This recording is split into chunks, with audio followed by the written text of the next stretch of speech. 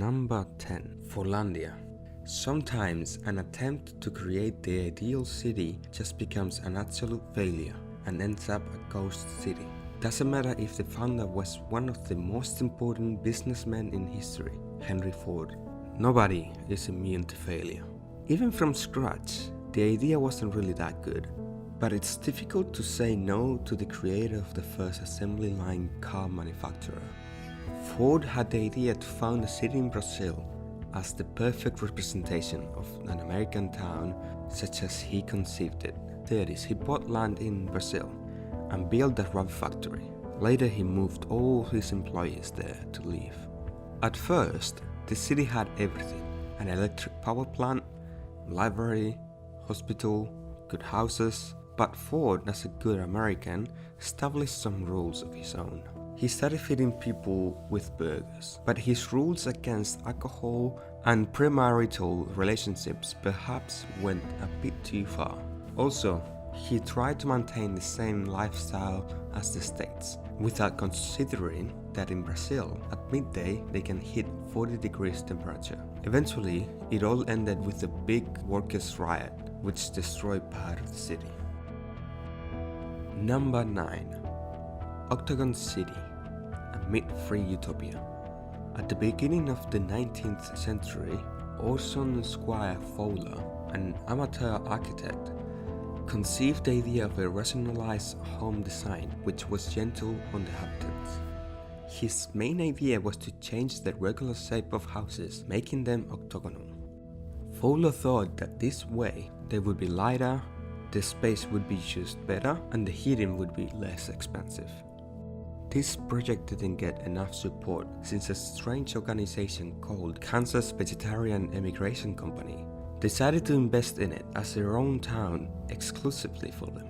The idea was to build a square with houses and barns around it with the same shape. Obviously, everything would run with vegan ideals. 60 families started the project, although the society had to let in some meat lovers to fill in the town. Everything ended up as a failure due to the remoteness of the town, the lack of water, or illnesses like malaria. Nowadays, there is nothing left of this utopian city, but Fowler's legacy still holds its own, as houses with octagonal shapes were really popular in Canada and the States. Number 8. Garden City. The advertisement that a British urban planner, Heavenes and Howard, launched was really interesting. A group of towns free of smoke and pollution. That sounds good. However, it wasn't very successful. Maybe because the idea was too advanced for its time. Howard aimed to found a totally clean town where its inhabitants could live in total harmony with nature. That's why he considered the city shouldn't be bigger than 4 square kilometers, and the max population should be 32,000 people. We consider that to be a small town. Around this center would be a reserved area of 20 kilometers of gardens and farms. The idea was to build many towns in this way, which would all be connected in a railway forming a satellite of towns. Howard was able to build 2 of these cities with these characteristics: Welwyn Garden City and Letchworth Garden City. His biggest achievement wasn't this, but the legacy that there is a big movement nowadays trying to push forward this urban ideal. Number 7.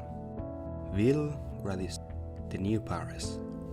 Only a renowned architect like Le Corbusier could present a project which meant to pull down the center of Paris and rebuilding it again. The project was called Ville Radisson, and it was an attempt to make a sense of humanism, giving a solution to the growth of population of the cities before the Second World War.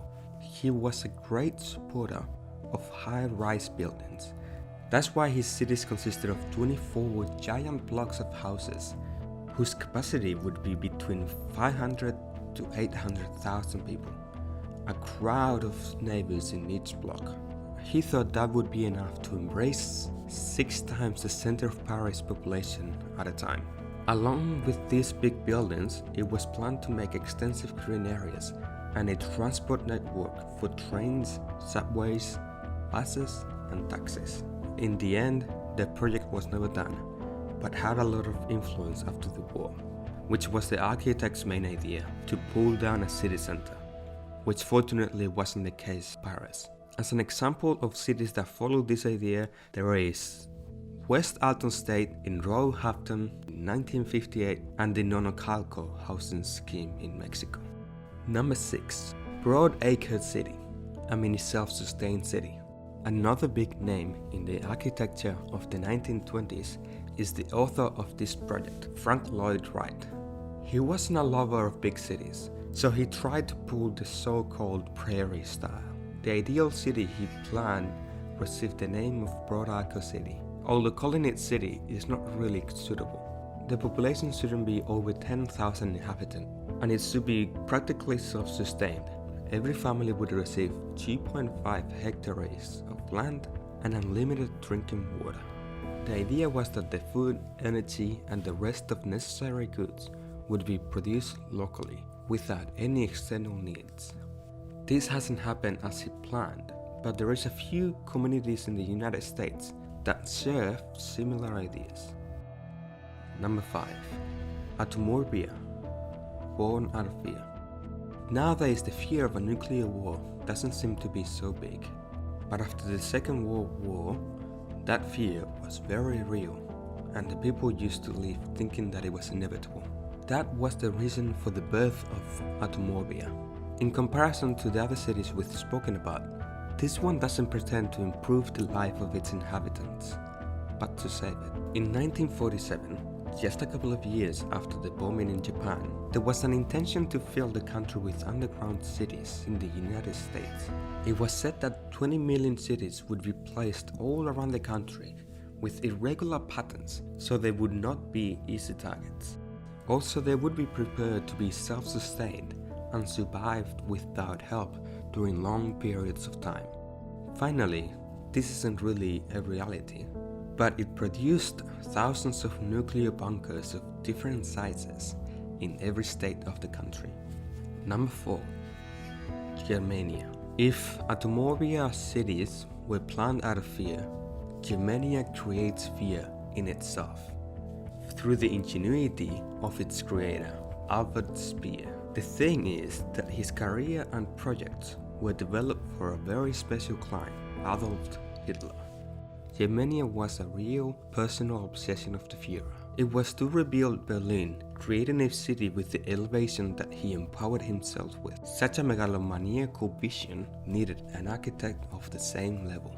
The plan was to pull down most of Germany's capital and build big avenues. The principal avenue would be called the Avenue of Splendor, conceived to host military parade. It would have huge buildings to represent its power and big structures, such as a stadium for 400,000 people. The swarm plans of the city caused the first building to sink. This, plus the beginning of the war and then the defeat of Germany, made this never happen. Number 3. Seawood, the city in a bubble. To live in Alaska and its cold weather isn't very comfortable for people who love nice weather and hanging out in the streets. This plan was born after the discovery of oil wells in the area. It was about making a city with a huge box, with walls and ceiling and standard temperatures of 20 degrees all year round. If this succeeded, the city would have 40,000 inhabitants, and according to the plans, it would be claustrophobic. It would have a monorail, cable cars, a stadium area, office areas, a mobile sidewalk, and a door to abandon the city whenever you want. Number 2. Cloud 9. To live in the clouds. The project was an answer for a city with a dense population such as Tokyo that doesn't have a lot of space. This made an inventor called Buckminster Fuller to propose a mid-20th century alternative take on a city. He proposed to build cities around flying spheres. The energy to maintain them in the air would be taken from the sun and they would be anchored to a mountain. Obviously, this idea wasn't taken very seriously, but it has been said that the Zeppelin designers studied some of its ideas. Number 1. Songdo, the intelligent city. Only the future will tell if Songdo is a failure, as the rest of the cities we've talked about, or if it would be the beginning of a new kind of city. The city has been built already, and its functions are working as expected. The design was inspired by Biel Radish and Garden City, and they mix it with new information technologies. It is 65 kilometers from Seoul in South Korea, and it's totally interconnected. Everything is digitalized and automatic, from garbage collection to the lighting system and its transport. It consists of 60% green areas. However, Sangdo has only 120,000 people living in it, which is half of the original expectation. Maybe it's too dehumanized or artificial, or people just don't want to rely so much in a digital world.